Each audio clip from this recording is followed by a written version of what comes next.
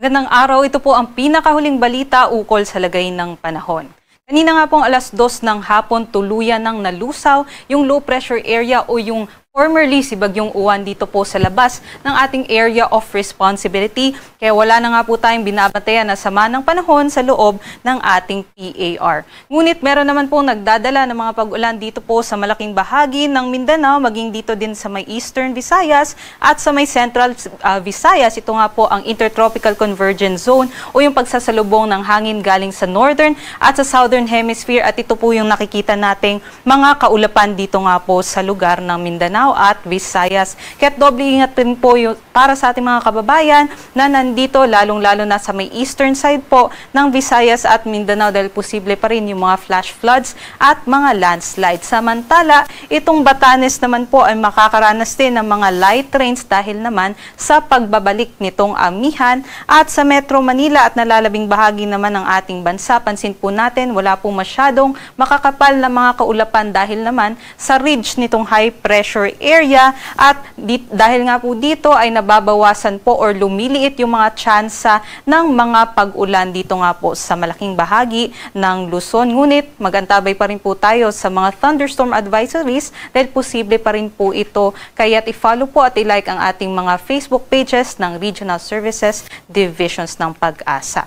At marami pong nagtatanong, meron po ba tayong inaasahan na mabuong bagyo ngayong linggo? Base po sa ating TC Threat Potential Forecast, meron pong mababa na tsansa na magkaroon ng isang low pressure area dito po sa may Mindanao, Visayas at Southern Luzon. At base naman po sa ating assessment, ito po parte ng Intertropical Convergence Zone lamang. Posible po doon yung mga cloud clusters ay maging low pressure area, ngunit napakababa po ng tsansa. At idagdag ko lamang po, kahit wala pong mabuo na sama ng panahon or low pressure area, ay patuloy pa rin pong uulanin ang malaking bahagi ng Visayas at Mindanao, maging Southern Luzon dahil nga po sa ITCZ.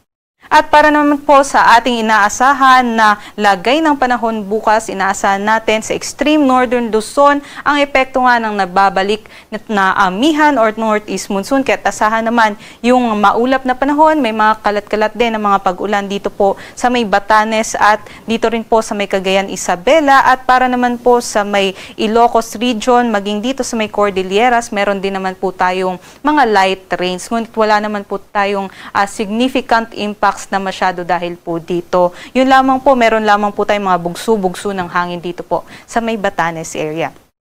Ngunit malaking bahagi nga po ng Luzon ay makakaranas ng maaliwalas at mainit ng panahon. Kaya't dito po sa Metro Manila, agwat ng temperatura po nila ay 26 to 32 degrees Celsius. At pansin nga po natin dito sa may Baguio ay bahagya na pong mas bumababa na yung ating mga temperatures. Kaya minimum temperature po natin bukas inaasahan natin 15 hanggang 22 degrees Celsius naman po. Sa nalalabing bahagi naman po ng ating Luzon area, posible pa rin yung hanggang 32 degrees Celsius dahil nga po sa napakatinding sikat ng araw dahil sa ridge ng high pressure area.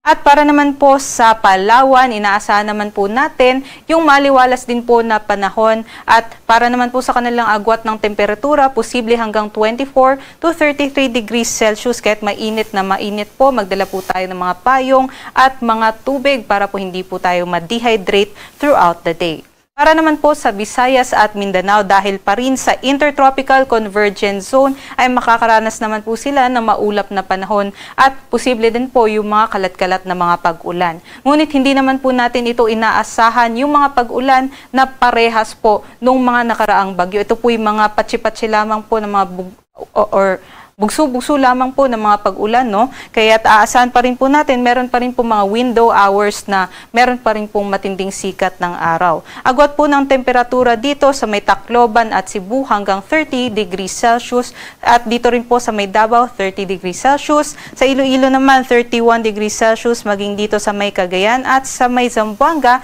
aasahan hanggang 32 degrees Celsius naman.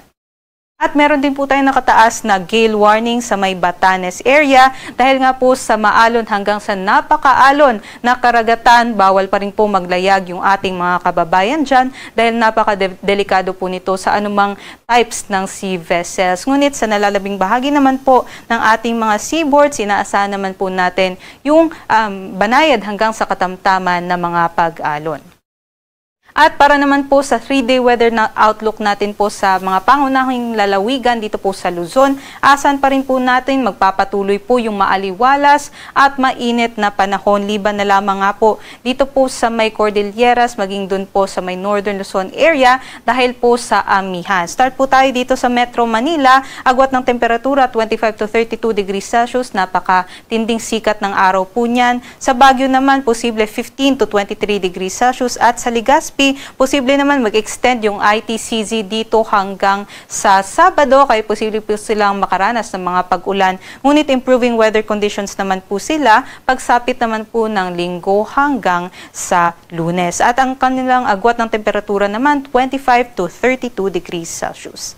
Para naman po dito sa Visayas, aasahan naman po natin yung epekto pa rin ng ITCZ, magpapatuloy pa nga hanggang sa Linggo, kaya't maaari po tayo makaranas ng mga kalat-kalat na pag-ulan. Maulap din po yung ating panahon sa may Metro Cebu, Iloilo City at sa may Tacloban. Posible nga mag-improve na yung ating weather conditions pagsapit naman po ng Lunes. At para din po sa may Mindanao, asahan pa rin po natin yung epekto din ng ITCZ, kagaya nga po sa Visayas, kaya't hanggang sa Linggo po, asahan pa rin po natin yung mga pag-ulan at improving na po or generally fair weather conditions na po tayo pagsapit naman ng Lunes. Para naman sa Kalakhang, Maynila, ang araw po ay lulubog mamayang 5:24 p.m. at sisikat naman po bukas ng 5:57 a.m. Ito naman po yung ating inaasahan na high tide at low tide bukas sa may Manila